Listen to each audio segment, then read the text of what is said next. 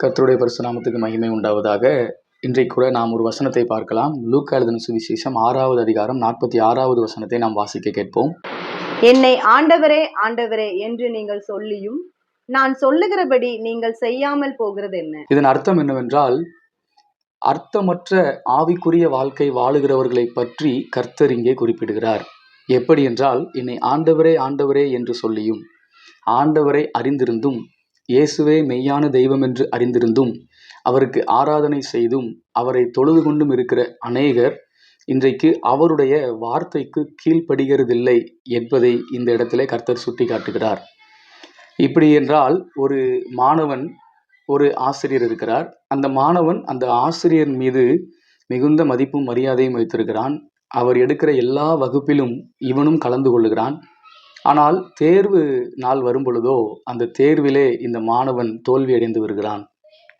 அப்போ இந்த மாணவன் அந்த ஆசிரியரின் மேல் வைத்த அந்த மதிப்பும் மரியாதையும் அவன் தோல்வி அடைந்த போது அது அர்த்தமற்றதாய் மாறிவிடுகிறது.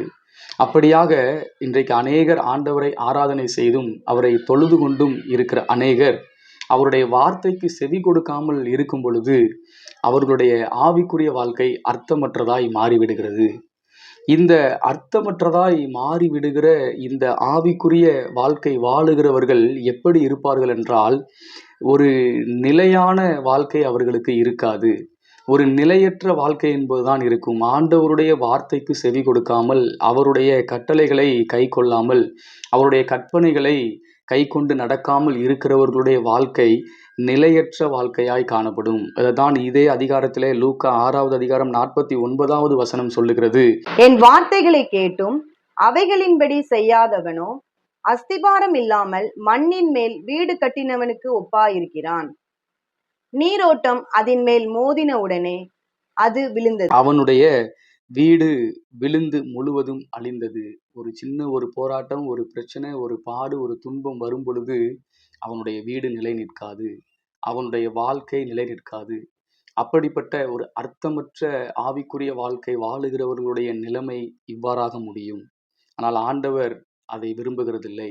பிரியமானவர்களே, அவர் எப்படி வாழ வேண்டும் என்று விரும்புகிறார் என்றால், அவர் லூக்கா 6வது அதிகாரம் 48வது வசனம் சொல்லுகிறது. ஆழமாய் தோண்டி கற்பானையின் மேல் அஸ்திபாரம் போடப்பட்டு வீடு கட்டுகிற மனுஷனுக்கு ஒப்பாயிருக்கிறான்.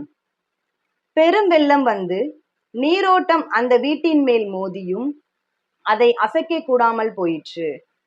ஏனென்றால் அது கன்மலையின் மேல் அஸ்திபாரம் போடப்பட்டிருந்தது.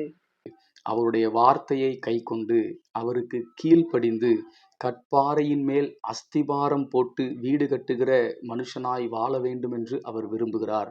அது எவ்வளவு புயல் அடித்தாலும், எவ்வளவு மழை அடித்தாலும், எவ்வளவு பெரு வெள்ளம் வந்தாலும், அவனுடைய வாழ்க்கையில பல போராட்டங்கள் வந்தாலும், சவாலான சூழ்நிலைகள் வந்தாலும், எல்லா சூழ்நிலையிலும் இருந்து அவனுடைய வீடு விழாமல் நிற்கும். ஏனென்றால் அவன் கற்பாறையாகிய தேவன் மேல் அவன் அஸ்திபாரம் போட்டிருக்கிறதினால் அவன் வீடு அசைக்கப்படாது. பிரியமானவர்களே, நம்முடைய வாழ்க்கையில நாம் ஆண்டவருடைய வார்த்தைக்கு செவி கொடுத்து அவருக்கு கீழ்ப்படிந்து ஒரு அர்த்தமுள்ள ஆவிக்குரிய வாழ்க்கை வாழ்வோம் என்று சொன்னால் நம்முடைய வாழ்க்கை நிலைக்கும். நம்முடைய ஆவிக்குரிய வாழ்க்கை மாத்திரமல்ல, நம்முடைய இந்த உலக பிரகாரமான வாழ்க்கையும் இந்த உலகத்திலே நிலைத்து நிற்கிறதாய் காணப்படும். ஆமேன். கர்த்தர் கொடுத்த நல்ல வார்த்தைகளுக்காக கர்த்தரை ஸ்தோத்திரிக்கிறேன்.